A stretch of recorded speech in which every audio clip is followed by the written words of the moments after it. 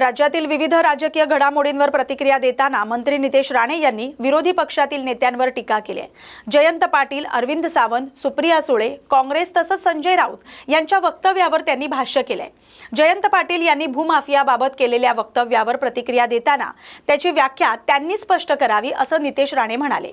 अरविंद सावंत यांनी भगवद्गीतेचा अभ्यास करावा आणि सर्व धर्मातील चुकीच्या गोष्टींवर समान भूमिका घ्यावी असंही त्यांनी म्हटलंय। मतदारसंघ पुनर्रचनेबाबत सुप्रिया सुळे यांनी सकारात्मक भूमिका घेतली असेल तर त्याचं स्वागतच आहे असं त्यांनी नमूद केलंय।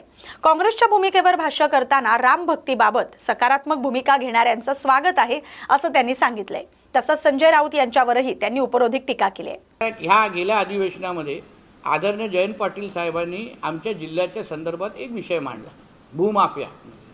आता भूमाफियाची व्याख्या काय आहे हे कधीतरी मला जयंत पाटील साहेबांनी मला समजवलं पाहिजे। जे लोक आपले स्वतःची प्रायव्हेट जमीन कोणाचीही जोर जबरदस्ती न करता स्वतः संबंधित मालकांशी म्हणजे देणाऱ्या लोकांशी बोलतात, त्यांच्याकडून जमीनचा दर स्वतःच ठरवतात, त्याच्यामुळे सरकार कुठेच नसता, स्वतःच त्यांची आपसातले तो व्यवसाय ठरतो, डील ठरते, ते लोक पैसे घेतात आणि आपली स्वतःची प्रायव्हेट जमीन आम्ही ताजला विकतोय, विविध टाउनशिपला विकतोय। मग ते भूमाफिया कसे झाले? भूमाफिया कोण असतात? जे जोर जबरदस्ती करून एग्रीमेंट मारतात ना, त्यांना भूमाफिया म्हणतात।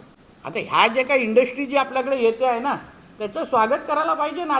आता मला इथे वाघोटनमध्ये आम्हाला त्यांना शिपयार्डसाठी जागा द्यायची आहे महेश, मग जमीन कुठून घेणार? मग ते पण भूमाफिया आहेत का?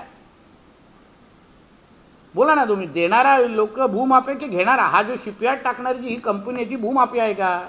त्यांच्या कंपनीमुळे त्याच्या फॅक्टरीमुळे अगर आपल्या घराची मुलांना नोकऱ्या भेटत असतील ते भूमाफिया झाले कसे? ते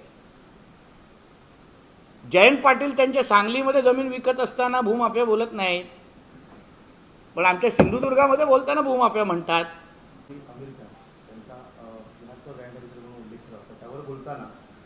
खासदार अरविंद सावंत असं म्हणतात की तुम्ही राम मंदिराच्या चोरीच्या विषयी बोला, तुम्हाला आता जिहाद का आठवतोय आणि तुम्ही आमच्या मंदिरांवर जिहाद केला। एक लक्षात घ्या, आमच्या हिंदू समाजाचे किंवा हिंदू धर्माची, सनातन हिंदू धर्माचा आम्ही गौरव का करतो, विशाल हिंदू धर्माला का मानतो?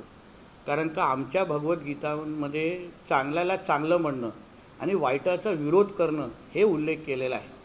जेव्हा जेव्हा हिंदू धर्मामध्ये अशा पद्धतीच्या काही चुका झालेल्या आहेत तेव्हा आम्ही खुल्या मनाने त्या स्वीकारलेल्या आहेत। ह्याच्या अगोदर पूर्व काळापासून सतीची प्रथापासून आत्ता या हल्ली काळामध्ये खराचं प्रकरण, जिथे जिथे एक हिंदू म्हणून आम्ही चुकलेलो आहोत, आम्ही पुढे येऊन आमची चुका स्वीकारलेल्या आहे, आम्ही त्यांना लपवून ठेवलेला नाही। म्हणून चुका सुधारणं आणि परत एकदा उभं राहणं ह्यालाच हिंदू म्हणतात, ह्यालाच आमचं सनातन हिंदू धर्म म्हणतात। पण तसाच विषय आपण इस्लामबद्दल बोलू शकतो का? कुराणबद्दल बोलू शकतो का? कारण का इस्लाममध्ये तुम्ही जिहाद करा, लोकांना मारून टाका, कोणाची आबरू लुटा, त्यांना समर्थनच करतात। असंख्य जे अतिरेकी आहेत, निदा खानच्या केसमध्ये आम्ही बघितलेले आहे, त्या निदा खानला समर्थन करणारे असंख्य मुस्लिम समाजाचे मुल्ले मौलवी पण आम्ही पाहिलेले आहे। मुस्लिम समाजाला तिच्यासाठी उभं राहत असताना दिसले जेव्हा ती जिहाद करत होती तिकडे, पण तसं अशोक खरातच्या बाजूला आमच्या हिंदू समाजाचा कोणच व्यक्ती उभा राहिला नाही, ह्यालाच हिंदू समाज म्हणतात। आणि म्हणून अरविंद सावंतांना सांगेन, तुम्हाला कदाचित हिंदू धर्म कळलेला नाही, तुम्ही भगवद्गीता परत वाचा, तुम्हाला कळेल। कुराण थोडं बाजूला ठेवा आणि हिंदू आणि भगवद्गीता वाचा, जेणेकरून चुकायला चूक म्हणणं ह्यालाच हिंदू धर्म म्हणतात। आणि म्हणून ज्या पण चुका झाल्या असतील त्या आम्ही स्वीकारतो। येणाऱ्या काळामध्ये आमच्या देवळांकडे, आमच्या धर्मस्थळांमध्ये अशा चुका होऊ नये या पद्धतीची भूमिका राम मंदिरामध्ये मान्यवरांनी घेतलेली आहे, सगळ्याच लोकांनी घेतली आहे। पण कुराणमध्ये आणि इस्लाममध्ये होणाऱ्या चुका ते मानणार आहेत का, हा प्रश्न विचारण्याची हिंमत अरविंद सावंतांनी तिथे पण दाखवावी। मुर्शिदाबादमध्ये, पश्चिम बंगालमध्ये मुर्शिदाबादमध्ये हे लोक बाबरी मस्जिद बांधतायत, तिकडच्या पण दानपेटीचा फार मोठा घोटाळा झालेला होता काही महिन्या अगोदर, का उल्लेख केला नाही उद्धव ठाकरेंनी? का आंदोलन केलं नाही अरविंद सावंतनी आणि त्यांच्या आदित्य ठाकरेंनी? जो न्याय तुम्ही मंदिरांना लावला तो न्याय मस्जिदींना पण लावा ना. म्हणजे जिहादांची आणि पाकिस्तानाची भाषा आज अरविंद सावंत आणि त्यांचे उद्धव ठाकरे जी बोलतायत असा माझा स्पष्ट आरोप आहे.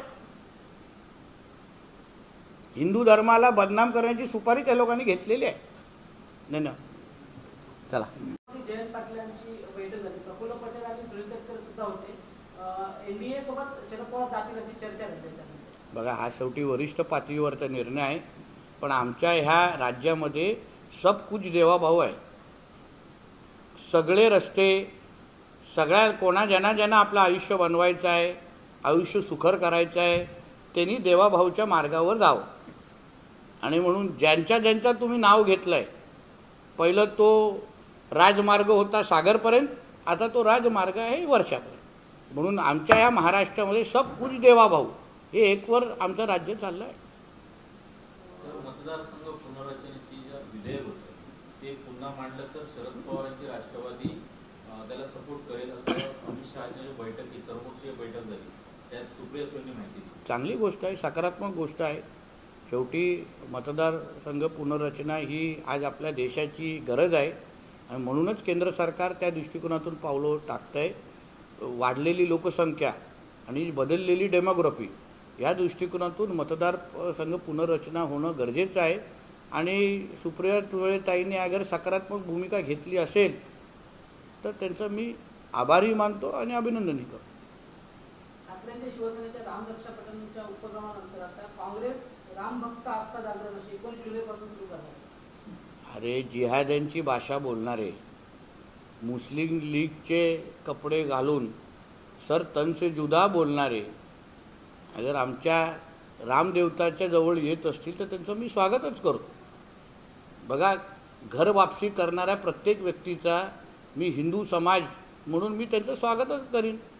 काल त्यांना सर तन से जुदा अल्लाह ओ अकबर शिवाय काय सुचत नव्हतं आणि आज त्यांना जय श्रीराम म्हणायचं अगर सुचत असेल तर एक हिंदू म्हणून मला ह्याचा अभिमान आहे.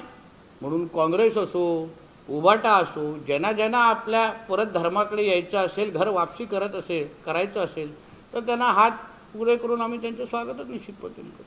संजय राऊत असं म्हणतात की एकनाथ शिंदे दिल्लीला जाताना महाराष्ट्रातून चोरी केलेलं गाठोडं घेऊन जाऊन अमित शहाना भेटतात अशा प्रकारची. आता तो त्यांच्या गाडीचा ड्रायव्हर तर नाही ना. ते एकनाथ शिंदे साहेब दिल्लीला जात असताना काय घेऊन जातात हे त्यांच्या ड्रायव्हरनाच माहिती असेल.